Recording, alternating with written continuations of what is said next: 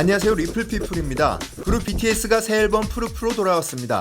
이번 앨범은 데뷔 후 9년의 역사를 함축한 앤솔러지 앨범으로 더욱 기대가 되는데요. 지난 4월 BTS가 BTS 퍼미션 투 댄스 온 스테이지 라스베이거스 4회차 공연 말미에 위아 블랙프루프 2022-0610을 전광판에 띄우며 공지한 컴백 날짜에 맞춰 앨범을 공개한 것입니다. 이번 앨범에는 총 3개의 CD로 타이틀곡 Yet to Come부터 달려라 방탄, For Youth 등 신곡 3곡을 포함해 총 48개 트랙으로 구성되었다고 합니다.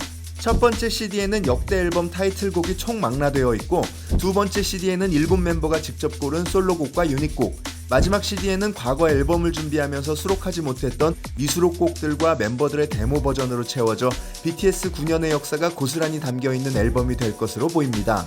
이제 9주년 앨범으로 싱글벙글할 아미들, 새 앨범 프루프를 100% 즐기기 위해 BTS의 9년의 역사와 그간의 이슈들을 복습해보는 것은 어떨까요? 이번 영상 본격적으로 시작하겠습니다. 우리가 오해했던 BTS의 역사, 그 첫 번째, BTS는 방시혁이 탄생시킨 소년단.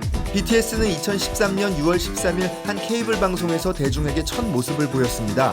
타이틀곡 No More Dream은 주입식 교육으로 10대들의 꿈이 획일화되고 있는 점을 비판하면서 청소년의 꿈에 관한 질문을 던지는 내용을 담았습니다. 이 곡은 당시 10대들에게 많은 사랑을 받으며 멜론 뮤직 어워즈에서 신인상을 받을 정도로 큰 인기를 끌었는데, 일부 커뮤니티에서 방탄소년단의 그룹명에 대해 각종 루머가 쏟아지기 시작했습니다. 그중 대표적인 방탄소년단은 방시혁이 탄생시킨 소년단의 줄임말이다 라는 루머가 인터넷을 강타하면서 갖은 비아냥들이 쏟아졌습니다. 그룹명 보니 방시혁이 취미생활로 데뷔시킨 듯 군대도 안 갔다 온 것들이 방탄거리길래 어이가 없었는데 그 방탄이 아니었구나 라는 반응들이 나오며 팬들의 마음을 아프게 했는데요. 팬들은 즉각적으로 방탄소년단의 뜻은 10대, 20대 청춘들에 대한 편견과 억압을 막아내겠다는 뜻의 방탄이라면서 데뷔 앨범에 위아 블랙프루프 파트 2가 있다고 해명을 했으나, 데뷔 9년이 지난 지금까지도 위의 루머를 믿는 사람이 있을 정도이니 그 당시 루머가 얼마나 크게 퍼졌었는지 짐작해야 합니다.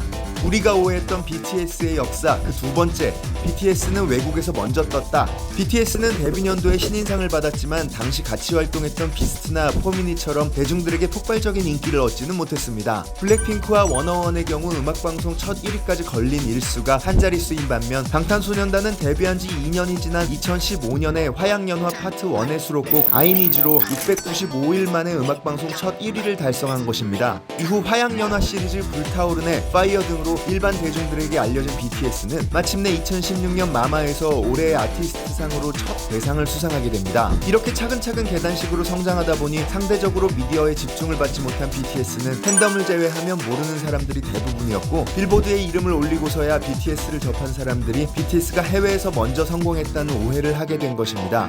우리가 오해했던 BTS의 역사, 그 세 번째, BTS는 해외 팬들을 위해 지어진 이름이다.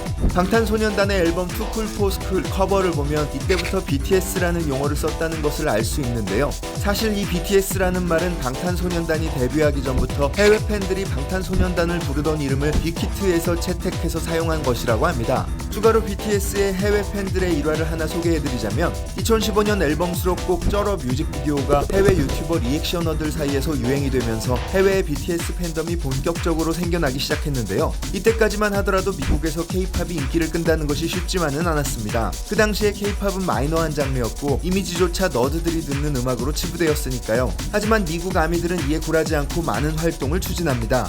당시 미국 차트에 막강한 영향력을 행사하는 라디오에 BTS 노래를 틀기 위해 미국 50개 주에 맞춰 연합팀을 꾸려 라디오 사연을 넣었으며, BTS의 노래를 틀어주는 DJ들에게 꽃과 케이크 등 감사의 인사를 전하며 지극정성으로 BTS 홍보에 나선 것입니다. 이를 본 타 가수 해외 팬들은 사연을 구걸하는 것이 거지 같다며 거지 아미, 아미들이 판매량을 올릴 목적으로 앨범들을 산다며 사재기라는 단어까지 써가며 조롱하기도 했는데요. 급기야 이런 내용들이 미국 언론까지 등장해 미국 아미들이 한동안 곤란스러웠다고 전해집니다.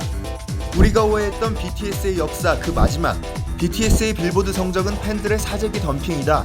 버터, 퍼미션 투 댄스 등 빌보드를 지배하고 있을 때 일부 해외 커뮤니티에서는 팬들의 스트리밍 주작 행위와 앨범 사재기로 BTS의 빌보드 성적을 덤핑한다는 의혹을 제기했습니다. 당시 빌보드 2위곡 올리비아 로드리고의 Good For You가 애플 뮤직 차트와 스포티파이 주간 차트 모두 1위였다는 근거로 커뮤니티와 유튜브에 BTS와 아미를 저격하는 콘텐츠가 수없이 쏟아졌는데요. 아미들은 위의 자료들이 조작된 증거이며 BTS 안티팬의 수작이라며 끊임없이 방어에 나섰습니다. 하지만 당시 미국 내 여론은 K-팝인 BTS의 노래가 대중성이 떨어진다는 이미지가 강해 팬들의 사재기로 빌보드 성적을 덤핑했다는 의견이 더 강했습니다. 하지만 버터와 퍼미션 투 댄스가 빌보드에서 10주 연속 1위라는 경이로운 기록을 달성하자 미국 대중들도 BTS를 인정하기 시작했으며 빌보드 성적 덤핑 의혹은 개눈 감추듯 사라지게 되었습니다. 이렇게 수많은 오해에도 불구하고 K-팝의 역사를 새로 쓰고 있는 BTS, 제2의 비틀즈가 아니냐는 말이 나올 정도로 이제는 전 세계인들의 사랑을 받고 있는 상황입니다. 앞으로도 좋은 음악과 퍼포먼스로 더 큰 발자취를 남길 수 있기를 바라며 영상 마치겠습니다. 구독과 좋아요를 눌러주시면 앞으로 더 재밌는 이야기와 영상으로 찾아뵙겠습니다. 감사합니다.